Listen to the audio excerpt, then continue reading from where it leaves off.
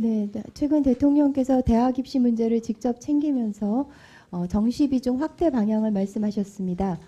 국민들의 목소리에 귀 기울이며 소통한다는 면에서 긍정적으로 평가되고 있는 것 같습니다.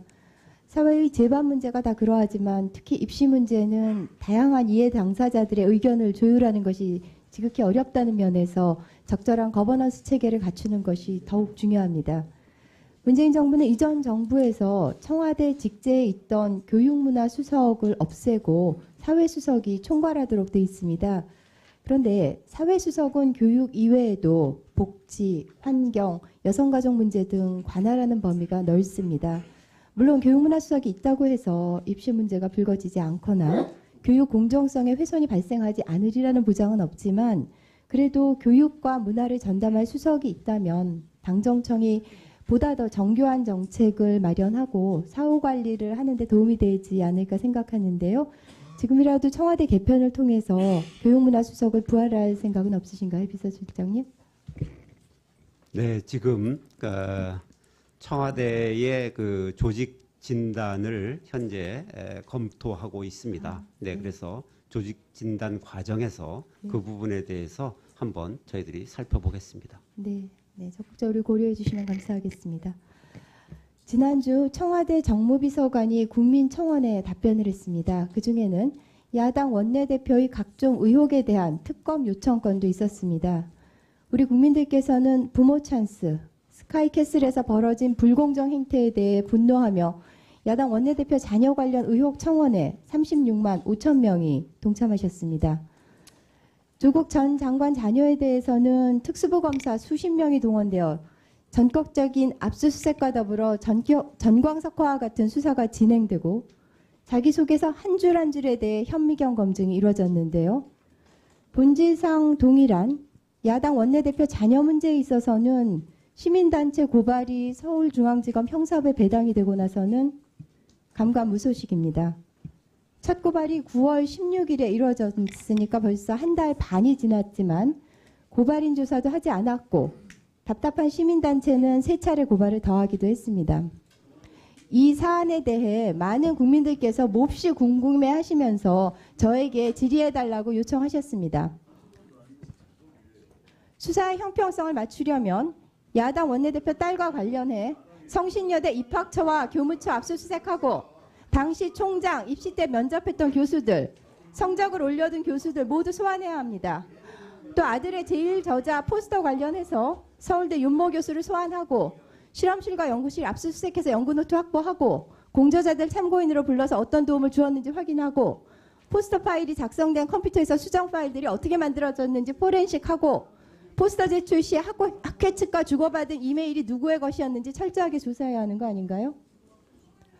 입시 절차가 진행될 당시 야당 대표는 서울시장 후보까지 지낸 중진위원이었고 정겸신 교수는 국립대 교수의 배우자였으니 당시 신분에 있어서는 비교가 되지 않는데요. 조용히 좀 해주세요. 의혹의 시시비비는 검찰 수사를 통해 밝혀질 것입니다만 앞선 수사가 반부패 수사부로 이름을 바꾼 특수부였다면 야당 원내대표 자녀 건도 일반 사건에 다른 형사부가 아닌 특수부에 배당되어야 하고 동원되는 검사의 수에서도 일관성이 있어야 하고 수사의 진행 속도도 비슷해야 하지 않을까요? 비서실장님, 검찰이 유사한 두 사안을 너무도 다르게 취급하고 있는 것에 대해 어떻게 생각하십니까? 비서실장님, 이 검찰 수사는 시작이 된 겁니까? 예, 저희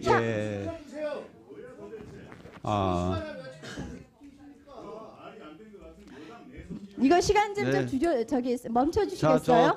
네, 계속 노이즈 때문에 제 시간을 발언 시간을 지금 심대하게 침해받고 있습니다. 잠깐만요. 시간 멈춰 주세요. 실장님 대답 짧게 하시고 다음 진행하시죠.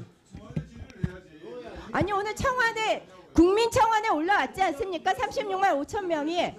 그래서 국민청원에 대해서 지난주에 답변을 했고요. 박경미 의원님. 청와대 국민청원이니까 직결되는 문제입니다. 네, 지금 박경미 의원님께서 질문하신 것에 대해서 일단 청와대는 개별 사건 수사에 대해서 일체 관여하고 있지 않다라는 말씀을 드리고요. 다만 지금 질문해 주신 그 부분에 대해서 역시 저희들은 법과 원칙에 따라서 수사기관에서 판단할 것이다. 네, 이렇게 근데 한 생각을 하고 건은 있습니다. 검찰권 남용에 가깝다면 다른 건은 너무나도 대비되게도 검찰권을 극도로 절제하는 것이어서 도저히 이해가 되지 않고요. 그거는 이제 저의 의구심이라기보다는 너무나 많은 국민들께서 거기에 대해서 의구심을 표명하고 계십니다. 네, 자유한국당 공식 홍보 채널인 옳은소리의 벌거벗은 임금님이요. 당 대표는 제작 발표회에서 희희낙낙하며 인형극 캐릭터까지 연기했습니다. 현재는 문재인 대통령 상중이라는 이유로 비공개 처리했지만 다수의 유튜버 채널에서는 아직도 풀버전으로 볼 수 있습니다. 대통령에 대해 바보 같다, 신나게 나라 망치더니 드디어 미쳐버렸군, 소가 났겠다, 멍청이, 문재앙이라는 원색적인 비난을 퍼붓고 심지어 대통령을 비유한 인물이 땅에 쓰러지면서 영혼이 떠나가는 장면, 또 얼굴과 몸색이 잿빛으로 변화되는, 누가 봐도 죽음을 상징하는 장면을 보며 경악을 금치 못했습니다. 이 영상은 고 노무현 대통령의 육도문자까지 써가며 비판했던 연극 환생경제의 속편이라고 할 수 있습니다. 그런데 더 악질적인 것은 환생경제는 오프라인 연극이었는데 반해 이번에는 온라인 영상이죠. 디지털 성범죄의 속성처럼 빠른 시간에 다중에게 전파될 수 있습니다. 벌거벗은 임금님으로 검색해보니 아이들이 정말 좋아하는 뽀로로 시리즈에서 1화로 소개한 것보다 더 상위에 랭크됩니다. 얼마 전 자유한국당은 아이들이 정치적 내용을 담은 노래를 불렀다고 소년병 운운하며 아동인권 침해라고 비판했는데요. 비서실장님, 이런 상황을 적반하장이라고 하고 이런 행태를 후한무치라고 하는 거죠. 네, 비판에도 최소한의 금도가 있고 풍자의 핵심은 품격과 해악입니다. 비서실장님, 자유한국당 이 영상에 대해 사과할 뜻이 없는 것으로 보이고 그렇다면 홍보 채널에 재공개할 수도 있을 거라 예상합니다. 이번 사안에 대해서 어떻게 생각하시는지 말씀해 주시죠.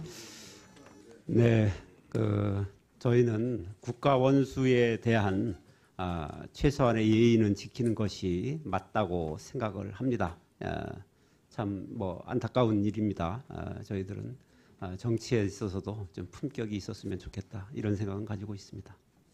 예, 수고하셨습니다. 다음 이양수 의원님 질의해 주시기 바랍니다. 예.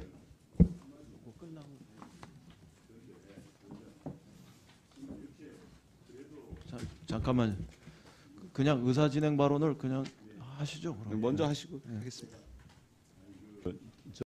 우리 박경미 의원님 질의하시는데 이렇게 끼어드는 것도 격에 안 맞지만 지금 이제 그만합시다. 이게 걸핏하면 청와대 상대로 국정 상대로 하시고, 아니 차라리 여당이 정부 정책을 홍보할 일이 있으면 홍보할 기회를 주셔야지.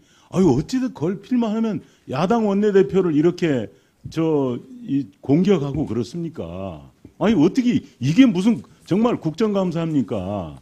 아니, 가급적 우리가 청와대에 있을 때마다 뜨거워지기도 하고 또 목소리도 높여졌습니다마는 지금 야당도 아니고 여당에서 야당을 공격하면서 분위기를 이렇게 끌고 가면 저는 아니라고 봅니다. 그렇지 않습니까? 아니, 그리고 그건 지금 이제 의원들끼리도 서로 품위도 좀 지키고 야당 상대당 대표에 대해서 그런 예의주 좀 있어줘야지. 이게 지금 입만 열면 나경원 공격이고 정말 그렇게 두렵습니까? 위원장님, 이런 문제는 이제 더군다나 오늘 피감기관인 청와대가 아닌 동료 의원들 간에 이런 정치적 상처 주고 공격하는 문제는 이 시간 이후 국감에서는 좀 나오지 않도록 원만하게 진행해 주시고 정말 이런 것 좀 자제했으면 좋겠습니다. 예. 의사진행 발언을 바로 하면 이게 그러니까 제가 중간에 의사진행 발언을 드릴 테니까 우선 지금 네. 그렇게 하시는 게 조금 낫지 않을까요? 그러면